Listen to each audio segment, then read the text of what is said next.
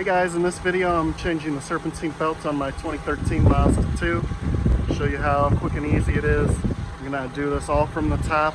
I'm going to keep this video to the point, try to keep it as short as possible so you can learn and do it yourself.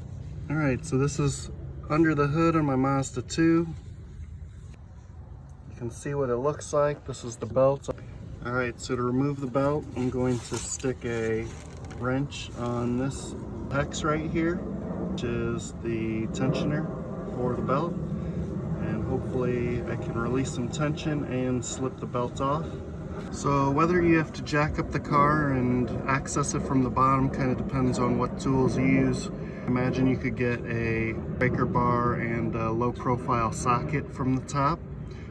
Here I have a 14mm wrench. I'm going to put a wrench on top of it and see if I can just release the tension, take the belt off, all from the top side.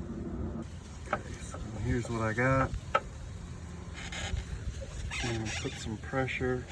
You can see the pulley moving. I'm able to pull it up. You can see the tension releasing here.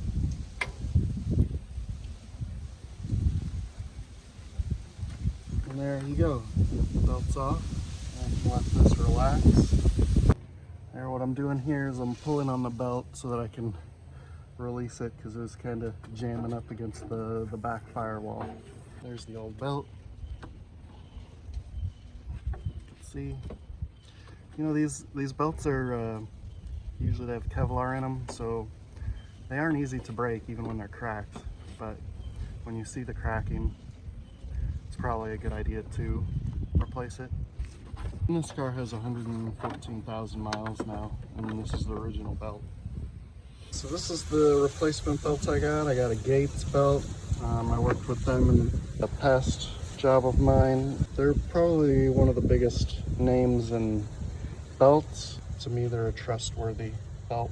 Probably the most time-consuming part of this job is rerouting the belt. Look at the belt routing diagram. I'll double check it once I get it a little further along.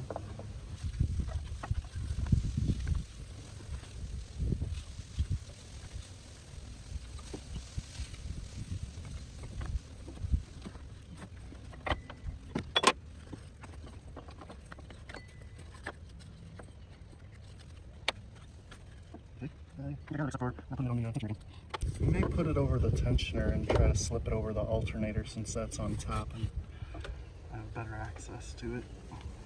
Better access probably means a little bit better judgment on getting it on.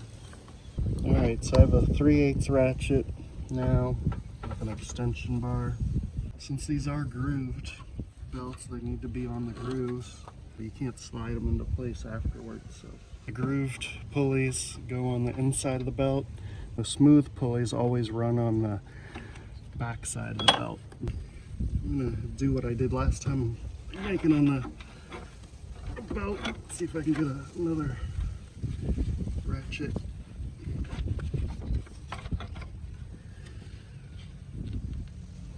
Yep. There we go. Make sure everything's aligned still. I'm gonna slowly release. Looks like everything's good. Once I get all my tools out, that's pretty much the putting your serpentine belts on. Flip it in reverse. Oh, there we go. I'll give me a little extra slack, so hopefully I can wiggle it loose. It is stuck in there because there's a brake line that runs right in front of it. And there we are running with the new belt. So as you can see, it looks like everything's running aligned, smooth. So that's a good sign. There's the tensioner used. Yeah, everything looks good. I'm glad to help. Thanks for watching.